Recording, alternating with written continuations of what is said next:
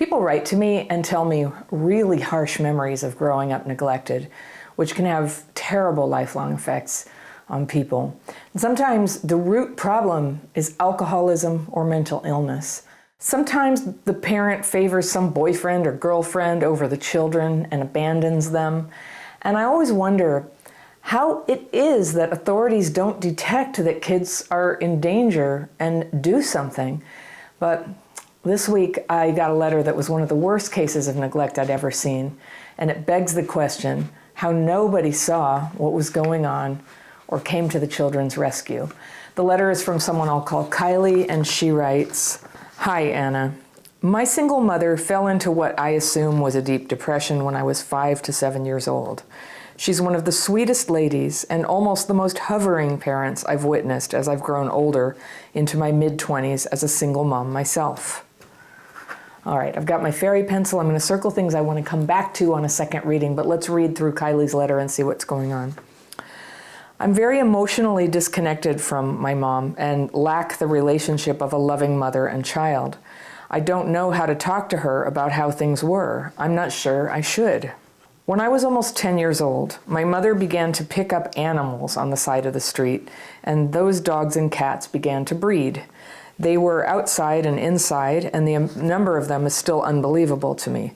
Most of my memories are gone from childhood as this situation worsened and she stopped caring for the house, the food, and generally the well-being of my brother and me. She cared only for the animals that had taken over our home. By the time I was 12, the animals had destroyed our water heater and our beds were non-existent. Our bedrooms turned into rooms for animals. The couch was my bed, and with the fleas and the sandworms on the couch, I was not a clean child. My hair was matted, and I showered only once a month because I was not told to clean. She made us become homeschooled, and with that, we never left the house except for in a blue moon from the ages of 10 to 18. We resorted to screen time, no sleep schedule, no friends except online. We were always alone. My mother was working and running errands and didn't have time to teach us our homeschool material. As I've become a parent to a son who is now 8, I look back and I wonder how she could ever let us live in a home that was hoarded with feces, feet-high mountains of it, black slime and roaches, mice, rotted food in the fridge, and a couch that had these tiny sandworms. It's what I believe they were. We were secluded from family and others, and as I've grown, I've noticed how nice I am. How trusting and oblivious I am to the normal people actions, and I trust everyone. I attach to everyone and want to care beyond the limits I should. Okay. As I moved out and developed relationships, they've turned into me being codependent and trying to earn the love of the men I attract that were the love bombing and push-pull kind. They had addictions and abuse that surrounded me. I'm finally becoming aware of my subconscious, but I'm having a hard time from constant depression and being alone. I have felt alone for the majority of my life, and now here I am in a state away from family and any support while raising my son and being a full-time worker at a job that I couldn't imagine I would be hired at. I'm doing well for myself, but I'm secluded all over again. My mother calls, she almost harasses me these last few years to check on me. Not once have my mother and I ever talked about how she raised us. I feel she's trying to overcompensate. There's so much I wish I could tell you. I would be grateful to learn if talking to my mother is something I should do. Would it help? I would hate to make her feel bad, as she has a way of being overly nice as well and has a way to avoid these things. I'm not sure if her mental state could handle it, but I'm not sure how much longer mine can either. Is it her that I need to talk to, or perhaps just myself? My mental growth has slowed, and I find myself reverting back to self-numbing, and I need help so I can be there for my son more. I've burnt out already this year from all the weight of doing things alone, and I'm on the verge of a second burnout again, no matter the reading, the wellness podcasts, and this feeling of guilt is weighing so heavily on me in a way that I cannot process the weight of feeling my past. All right, and that is from Kylie. Oh, Kylie, my heart just flies out to you. I'm so sorry that you were raised this way. And I think I have some help here for you. Okay, let's just go through what you told me. So your mother, it started when you were 5 or 7. She went into a deep depression. And she was so sweet and hovering and so nice. But here's this weird, kind of part. You're saying she's so sweet, but it's not kind at all to make kids sleep on a filthy sofa full of worms and fleas. That's not kind at all. I did a little research online, and there is such a thing as pet hoarding. There's names for it. And usually it's associated with dementia in older people, but what I learned is it can show up in younger people. And this thing about hoarding pets, like I've seen this before in others, and you can tell something mentally ill is going on here just in the way the animals become preferenced over actual human children that she's actually legally responsible for. So something went terribly wrong in her psychology. That's very obvious here. And what I'm hearing from you is you have a kid now and it's waking you up to how egregious the neglect was. It's not just the filth, it's the homeschooling where you just ended up unsupervised and online all the time and you didn't learn stuff. I mean, it's terrible abuse. This is why I started off the video just amazed, like, how is it that authorities miss cases like this? You guys must have been far away and nobody told on her. People must have seen it when they met you. And when you say you weren't a clean child, I wouldn't at all compare my experience to yours, but I wasn't a clean child. And when I was about 12 or so, I started to become aware, my arms were dirty at school, my clothes were dirty. People started to say I stank. So humiliating.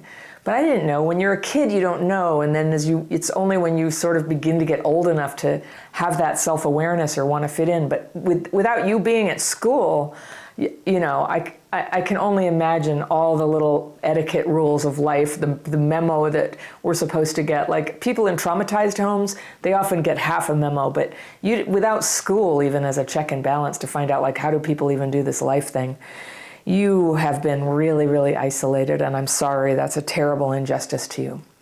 What I'm glad about is it's not too late at all for you to begin to learn life. And that's what we do. That's what we do when we heal. We start to connect with other people. Oh, you're not going to like this part, I think. You said a very interesting question. Is you said, I don't know if I should talk to her or just talk to myself. And I just want to tell you, hello, there's so many other people who would be happy to talk to you about this, from therapists to peers, people in 12-step fellowships. There are friends, people in classes that you might take. You have a job now, so I take it there's people there. And I'm guessing that the depth of your trauma is so far off the norm that you're probably very shy about telling people how you grew up. It's a weird situation. But you're actually not alone. And there are children of hoarders online, there are groups, and this is a special kind of hoarding, isn't it? What's interesting to me, you didn't really tell me now she's calling you all the time and wants to talk to you. Has anything changed? Now to your question, would it help to talk to her? And probably not. I just think probably not. But I think that it may not improve your relationship with her, if that's what you mean.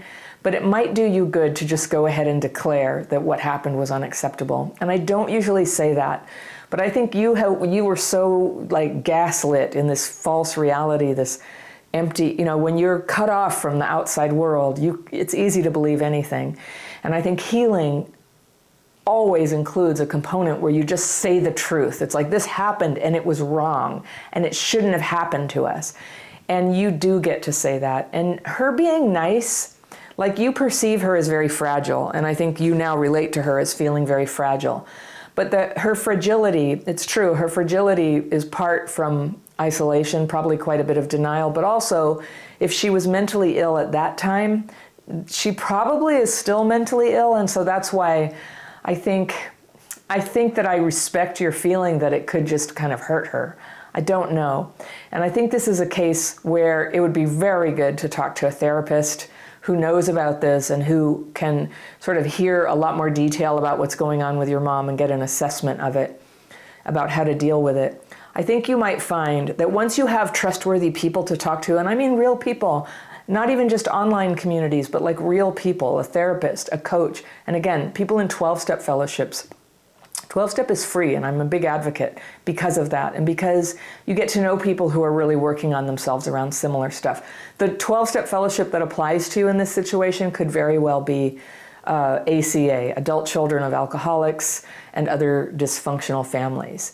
And I know a little bit about that program. I know people there, and I've read some of the literature, and I know one of the things they focus on is reparenting yourself. And I could sure see how you did not get parented. Kylie, you did not get parented, and that has a lot of consequences. And so when you're together with other people who you can truly be honest with about this and who understand, who've had similar things, and people who are a little further on the path than you, where their lives are much more healed because they've been doing this for a while, those are really good friends to have. And people who do that in that context, they're very open to being supportive of new people. And I think it's hard sometimes to walk in the door for the first time and just be like, I don't know the culture here. I don't know, am I supposed to say something? Am I supposed to introduce myself? But I think you'll find they're very kind. So I don't know where you live right now, but there are always online meetings, and there do tend to be in-person meetings as well. Friends. The most important thing you can have is friends who are peers, women who are also healing and who are doing a good job at it. You're always going to have a vulnerability where you may not see the red flags in people. You'll be too nice, like that. You sort of hinted at that. I'm so nice, I trust people too much. And so that's kind of your Achilles heel. So that's going to be something you can learn to work on. You can learn to strengthen your red flag detector. And, so many more things are possible. We can do things we never thought we could do when we have friends to talk to. So let's say that you were at work and somebody did something to you. They said something to you that seemed really mean and threatening to you, but you don't want to say anything because it might hurt their feelings, right? We've all been there. But you have friends to talk to, and you can sort of like talk, and they're healing. They're people who are in the process of healing. Some of us have friends where you say somebody at work, said something that seemed kind of threatening, and they'll be like, oh, F that B, get rid of her. They'll have a trauma-driven overreaction, and you don't want to mimic that in them. You want to talk to people who have really been working on how to respond in a good, practical, sane way, right? And that's been one of the lessons I've had to learn the hard way. Is just because people are other people doesn't mean they have the right answers. So we cultivate friends who we think have a pretty good sense of wisdom, who are using good judgment about things, who have used their good judgment themselves to have good jobs, that kind of thing, and relationships. So friends are so important, and you didn't get to have them growing up, and it's very rare that doesn't then taint somebody's future ability to have friends. But this is something you can learn. Your nervous system is a little unfamiliar with the feeling of connecting with another person, and it maybe is quick to feel alienated or self-conscious. So that's a known thing, and I have a course called Connection Boot Camp. A lot of people take that to learn and practice connecting with people. That's a part of ourselves that can get very damaged by the way we grow up. And luckily, we can teach ourselves to overcome that. And I would just say, as somebody, I've got like 30 years on the healing side of this, and that's about half my life. So first I did it the hard way, then I did it the working on healing way. And I'm really making a lot of progress. I'm generally pretty comfortable with people, but I do feel it sometimes. I can tell the old feeling comes back where I feel left out or overlooked, or something, some old trigger comes up, and I can feel that sort of unreasonable side of myself kicking up. And that's why I have tools too. I use my daily practice. I have my friends who are also on the healing path, and I get a reality check.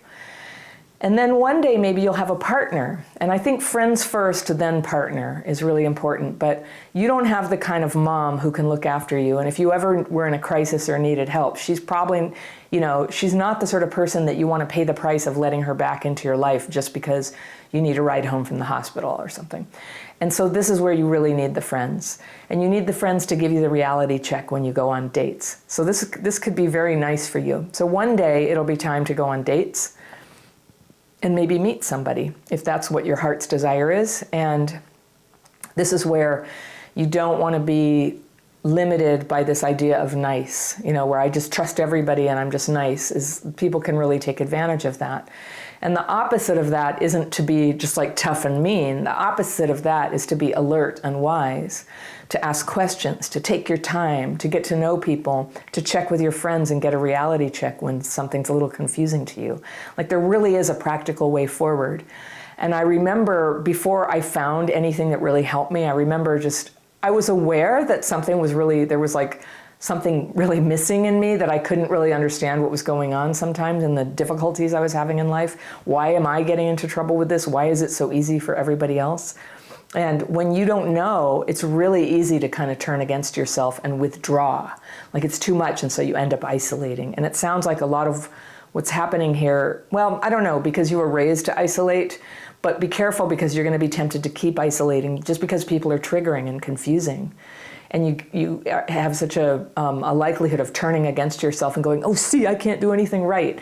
And so that hurts. And so a lot of people will go, yeah, people are terrible. I just isolate by myself. Every morning I wake up and I read the YouTube comments, and there's a whole bunch of it. And somebody today was just saying, how evil all people are, except them, of course.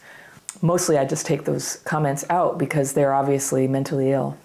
And it's discouraging to the people here who are healing. So there's a lot of that. And for you not to become that person, it's going to mean you recognize that you always belonged in the fabric of society. You always belonged here.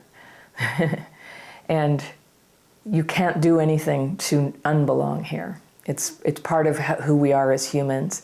And so your mother took that away. Your mother, it's sort of like that metaphor about a bird in a cage. The cage door is open, but the bird won't leave. Your cage door is open right now. And the wide world, I know, is hard to reckon with, but you can do this. And so we would certainly welcome you in the membership over here. Very glad to have you watching the videos and participating in the chats. And whatever you do, Kylie, just find human beings who you can tell the truth to safely, who are the right people to tell. And that's what I encourage you to do. If you're watching this and you feel like your past trauma has really affected your ability to connect with people, I have a quiz that lists some of the common signs that that's what's going on. It's good to know if it's happening, because then it points to what you can do to heal the rest, just every part of your life, because it's all affected by the inability to connect. That's a free PDF. You can download it right there, and I will see you very soon.